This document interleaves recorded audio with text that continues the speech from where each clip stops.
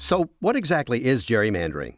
Simply put, gerrymandering is the manipulation of district lines to determine which voters are in the district, the outcome of an election, or even if there will be an election in which we have a choice.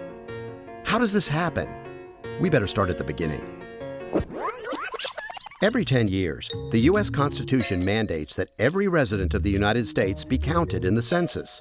A questionnaire is sent to every household in America and is due to be returned to the U.S. Census Bureau on Census Day, April 1st. Yes, April 1st. The data collected ultimately determines how and where representation is distributed within the House of Representatives and in state legislatures. And the process by which these district lines are drawn is called redistricting. Now, here's where it gets tricky. How those lines are actually drawn every 10 years is left to the discretion of state legislatures, or more specifically, the legislators whose party happens to be in power at the time of the census. Since these legislators are politicians who will face elections every 2 or 4 years, district boundaries can be critical in deciding which voters are within the boundaries, whether he or she will have an opponent, whether it will be a competitive race, even whether the outcome of an election will be in doubt.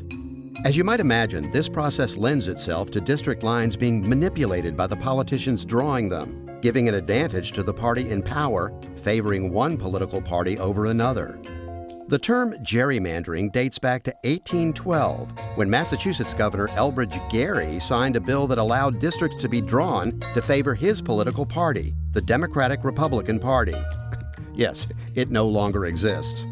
The lines drawn were so contorted that one of the districts was believed to resemble a salamander. A cartoon highlighting the new map and the South Essex Salamander District ran in the Boston Gazette in 1812 with the headline, "Gerrymander, a new species of monster." But while Governor Gerry may get the credit, some scholars believe Governor Patrick Henry of Virginia was the first to use political redistricting.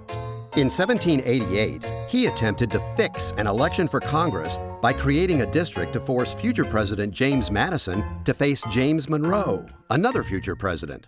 In my mind, it should be Henrymandering. It shouldn't be gerrymandering, because the first efforts to essentially draw somebody out of their district was done by Patrick Henry.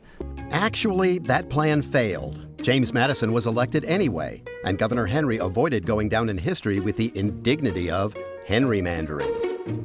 24 years later, when Madison was elected to his second term as president, his vice president was Elbridge Gerry. Go figure. So how does gerrymandering actually work? In 2015, the Washington Post gave a clear example of how this happens. Let's say we have 50 people who have to be divided among 5 districts, with each district sending one representative to the House of Representatives. Of those 50 people, 60% are in the blue party and 40% are in the red party. Now, if you were able to draw district lines so that you have 3 perfect blue districts and 2 red districts, you're home free. Problem is, that's not always possible, even in the absence of politics, when districts are supposed to be compact and contiguous. So let's try to make these a little more compact. If we divide it this way, that's compact, but look what happens.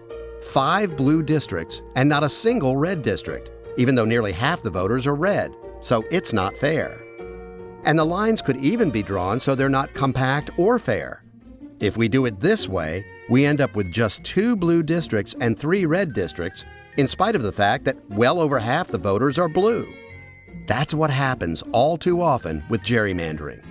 The bottom line is, if districts are manipulated to be drawn in a manner that promotes the self-interest of legislators while ignoring the interests of the citizens, your voice does not matter and your vote does not count. In the words of former Justice Department Chief Jerry Hebert, gerrymandering is the process of turning democracy on its head.